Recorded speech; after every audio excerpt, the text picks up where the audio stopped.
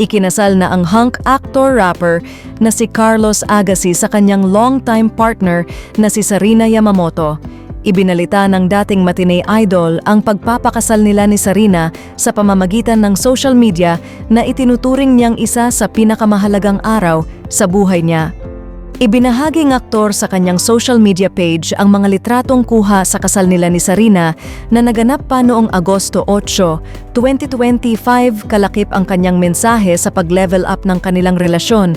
Kwento pa ni Carlos, wala naman daw masyadong magbabago sa pagsasama nila ni Sarina ngayong kasal, na sila basta ang mahalaga, tuloy pa rin ang kanilang pagtatrabaho para sa kanilang future. Mabuhay ang bagong kasal, mabuhay. The 8th of August. The most memorable day of my life is when I met my wife. I said deep inside, hopefully she will agree to marry me someday, and here we are close to 7 years later, happily ever after.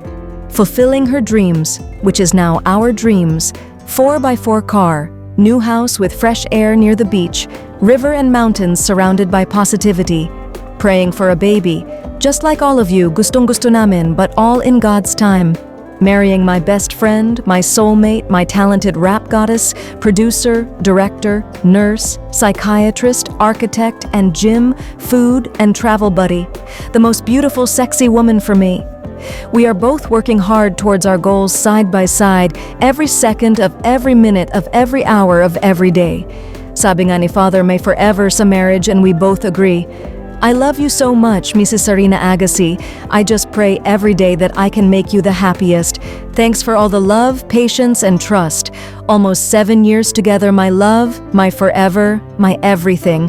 Yung I never imagined myself being so emotional in my life.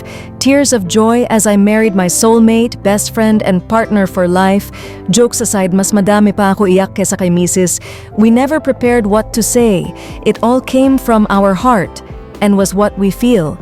Lahat ng importante na tao sa buhay namin, yung mga di nakarating na intindihan naman namin, no worried, kagaya ng sinabi ni God, ni Father, at sinabi ko, mamahalin kita forever, my Sarina Agassi. Yung mga pinagdaanan natin, sobrang unrealistic daig pa pelikula, at kesa magtagumpay sila, paghiwalayin tayo, lalo tayong tumibay, my rap goddess, lab na lab.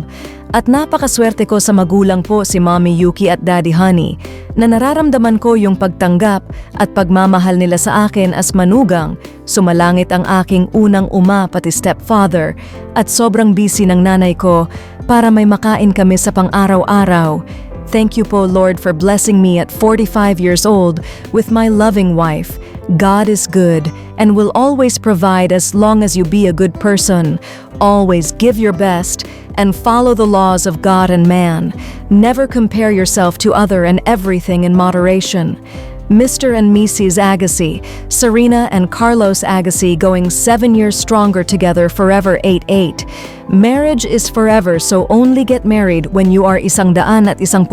Sure, mahiya ka naman kay Lord sa sarili mo. Sa asawa mo, you have a choice. Choose forever, happily ever after, putting God above all else.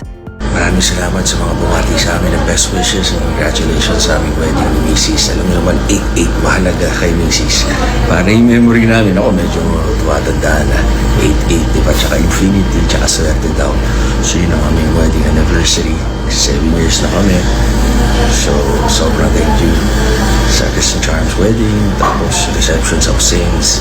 Yan, sila bro, Saman, tsaka sa saints. Kasi dyan kami ulit nag-date ni Mrs. kasi mahilig siya sa shawarma. So yung pinaka-the best pinatikim ko sa kanya, tsaka best kebab, Middle Eastern cuisine na alam ko. And then pinakailan niya ako sa milk tea, kaya ginawa ko kanta, tapos pag traffic, nirarap ko siya pag kumakatok ako sa kondo nila, tok, tok, tok, ako'y kuha na tok. So, sa mga nangangarap magmahal dyan, don't give up on love. Yung pilitin, darating lang yan, all in God's time. Just be patient, be a good person, always give your best, lalo sa trabaho, be respectful at mabait na tao. Tama kayo, muli ako na si Dr. Duoshi. Sa mga nagsasabi, nagtatanong, ba't wala pa kami podcast thesis? Medyo busy lang, kasi kung hindi lang, naglipat kami ng bahay. And syempre, future family, kids, so maraming inisikaso, pero yung every weekly entertaining music, nandiyan naman yung podcast na night lang, ha? Para lahat ng katanungan nyo, try namin i-live.